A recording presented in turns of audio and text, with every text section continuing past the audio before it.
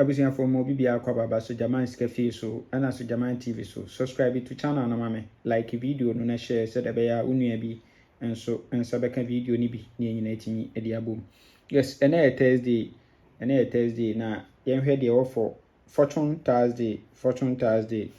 no pano me say banka no kwa na to ye omamko 1 to 90 ne de obi anya bi to ne bottom me ka 20 na beto ahode wo ho na omam timi de ko ene de omanya bi atom bottom. Yenhwe de offer Fortune Thursday. Yenhwe setup we transfer from Monday special event number 62. Na event number 62 no obeto aba we 56 ewo machine 56 ewo machine into 256 1 2 3 no abeto 89 winning 89 we are no amount 38 no asewu 45 we are no betwa 44 89 15 44 89 15 into we dia wase yemfa event enkodi good into the event ni kodi dia event no so no me pese apeke e mana ehihya ase na 63 87 47 63 87 and 47 na ebeyi 87 47 63 no 2 direct 47 63 no ebetwa no 2 direct good na ehwe current na oba current no so asey na abehihye no de amaye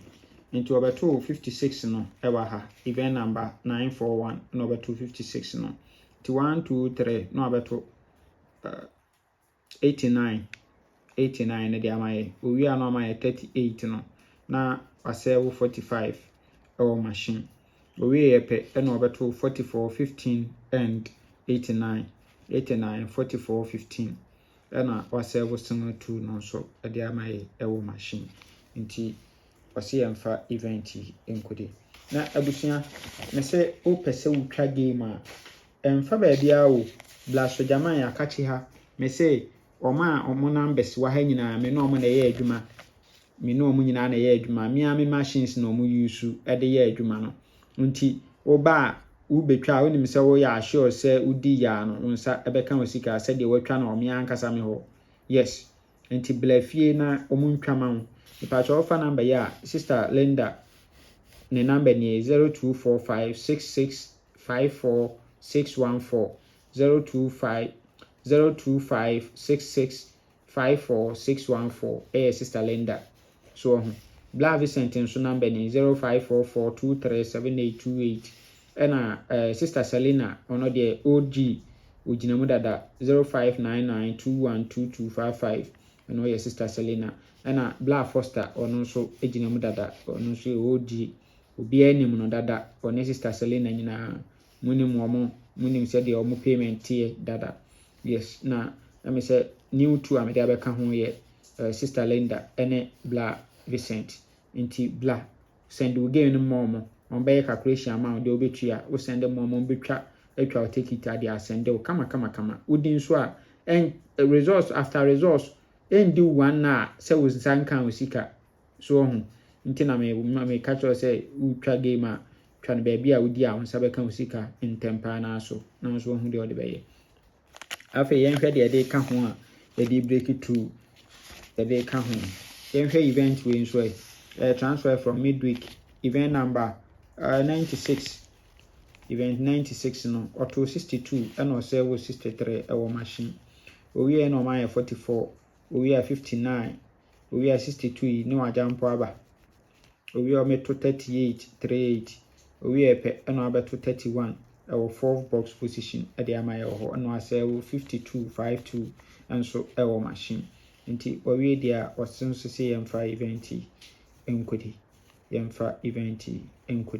na wo event so Mr. Will pay me event ni ya no 1930 so etwa best 3 ewo so kama yes na chese enu so enu na oba ne current na ono so say no abehye no e de amaye nti obeto 62 no ewa ha e de maye e na osewo 63 ewa last box machine good owi ya pe no abema double 4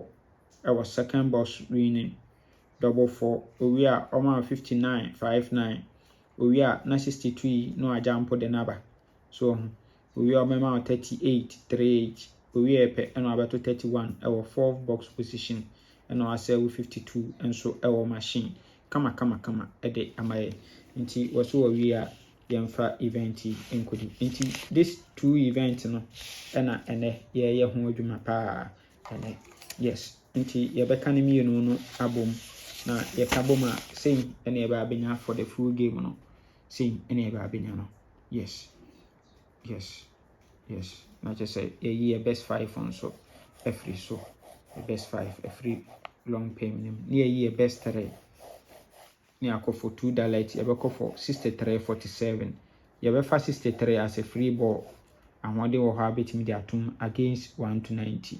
yes na oba Fortune Thursday yɛma 30% commission 30% commission nti blafie na intral games nyina mfama kama fa number no ope POS machine so e de ayɛ adwuma emfa ba bia from number 0593673300 so jaman me number ni ope se me trial game nso ma wa obetimi asende aba ama me twa ma yes na chese eno nso eno no nyame nka ho ama kwatenten ahodi wom menim sɛ nwumere yi ubenya bi ato botom ama nso ayɛ de nyame nka ho bye bye